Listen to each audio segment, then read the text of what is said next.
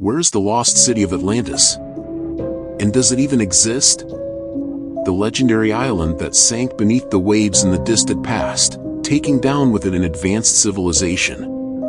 Is it possible that we will ever find it? Or, more importantly, did it even exist? For today's video we will talk about Atlantis, the lost city legend. There are certain things and ideas in this world that always intrigue people. The charm of the unknown is unbelievably strong, everyone knows that. One of those ideas that attract us is the idea of lost, ancient or alien civilizations. The legend of Atlantis definitely combines those three. But what does this have to do with Santorini? Well, here's a quote from the introduction. Santorini's volcano is involved in one of the versions about Atlantis' existence and destruction. So on that note, we're going to explore this myth and legend.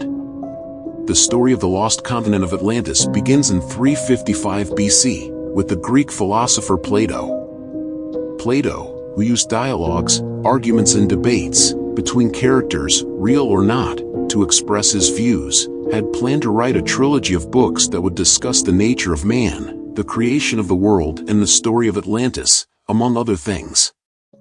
This trilogy was never completed, but part of it has survived.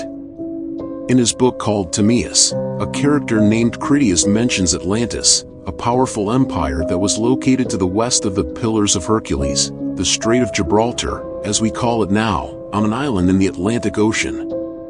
This empire was a marvel of architecture that housed a brilliant civilization. The capital city was composed of a series of concentric walls and canals, and at the center there was a hill where you could find a temple to Poseidon with a gold statue of the god inside, showing him driving 6 winged horses. But 9,000 years before the time of Plato, the gods decided to destroy the people of Atlantis who had become corrupted and greedy.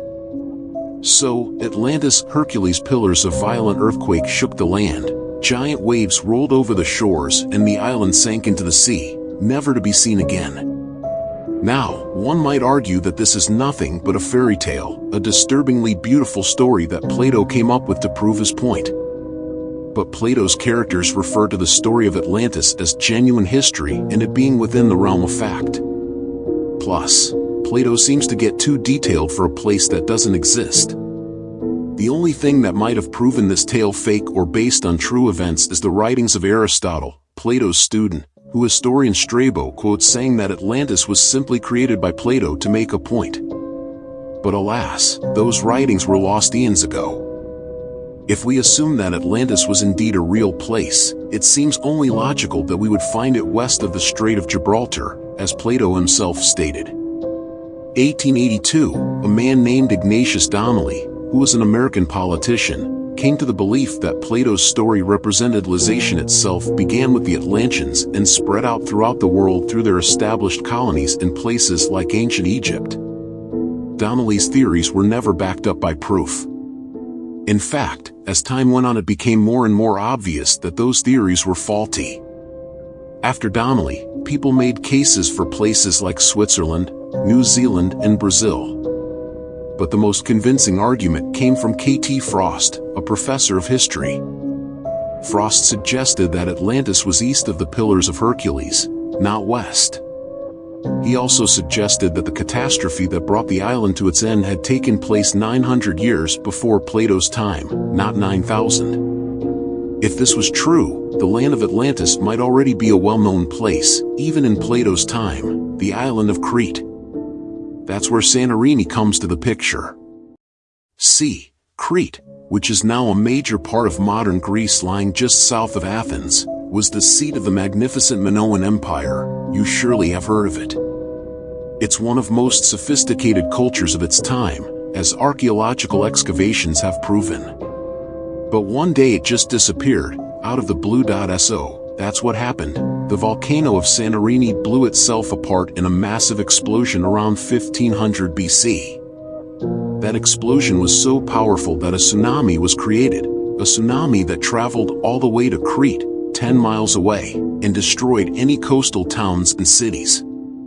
That day was when the Minoan civilization ceased to exist. Why do people think that the Minoans were in fact the Atlanteans? It's our best guess, really. The similarities between those two civilizations, as Plato described the Atlanteans, anyway, are striking. Women with high political status, peaceful cultures, ritualistic bullfighting sports. Plus, it's easy to assume that Plato got the location wrong, or even more probable, that his texts were misinterpreted. A zero was added, which turned 900 to 9,000, and the word east was translated wrongly as west. So, that's Santorini's connection with Atlantis. It might be true, it might not be. Atlantis might not be even a true story. But even if it isn't, it sure is an interesting myth or legend that adds a touch of mystery to this volcano and the island, as well as the country it belongs to. What do you think? Like and subscribe for more.